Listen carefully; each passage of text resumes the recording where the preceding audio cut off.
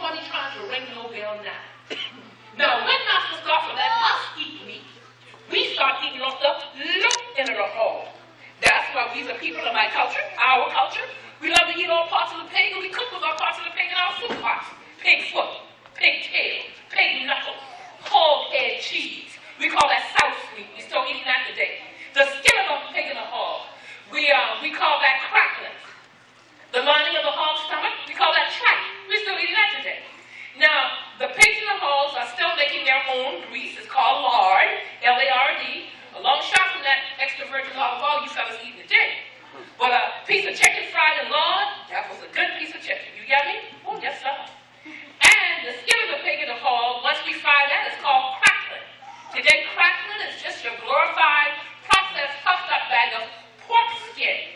And how low can you go? Let's try the hog's intestines. And yes, some of we are still eating the hog's intestines. We call them chitlins. Now, the key to a good tasting pot of chitlins is that they just have to be cleaned really, really, really, really, really well. A good 20-pound case of chitlins can take one person anywhere from 2 to 3 hours of thorough cleaning in order to render up a good tasting pot. But if you ever sit before a bowl of chitlins and they don't taste good on the first bite, Gullah rule number 1, don't bite no more. Oh, yes, sir. That's why usually when it comes to cleaning chitlins, you usually have one person on them chitlins at a time. And sometimes it can take you up to 2 to 3 hours of thorough cleaning if you got about a 20-pound case of chitlins. Why? Because you wouldn't be known for having a good pot of chitlins.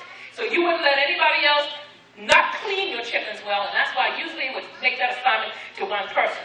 But since emancipation, we all are now eating high on the whole. We eat the pork chop and the ham. Thank you, ma'am, and thank you, sir.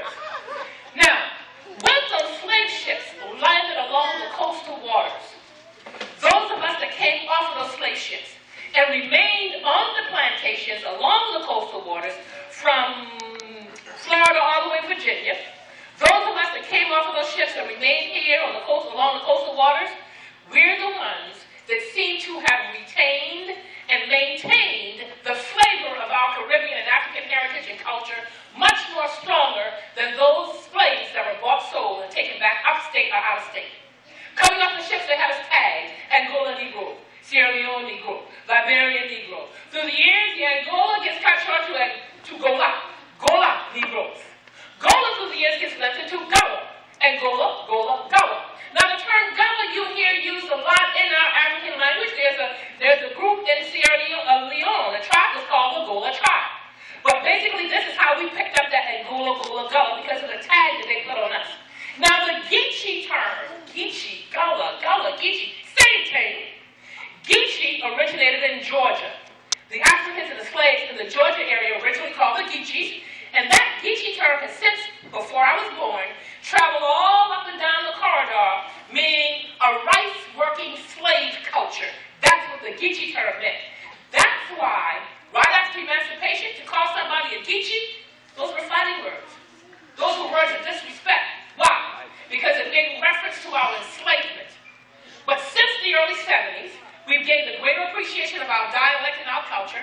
So today, when you hear the Gullah Geechee term, not only is it embracing our language and how we speak and how we talk, but it embraces a culture of people who are of West African ancestry, who were brought to these parts of America, originally and specifically to work the rice plantation. But we ended up working any plantation that needed our labor for their cash crop, be it cattle, tobacco, corn, maize, brick, indigo, whatever was being grown, raised, or made on the plantation. Gullah Geechee in Florida and Georgia doesn't sound like the Gullah Geechee dialect in the Carolinas. Gullah Geechee in Beaufort, South Carolina, 55 miles south from Charleston, doesn't sound like the dialect here in Charleston. The Gullah Geechee dialect in Georgetown, South Carolina, 50 miles north from Charleston, doesn't sound like the dialect here in Charleston. The dialect here is a very, very fast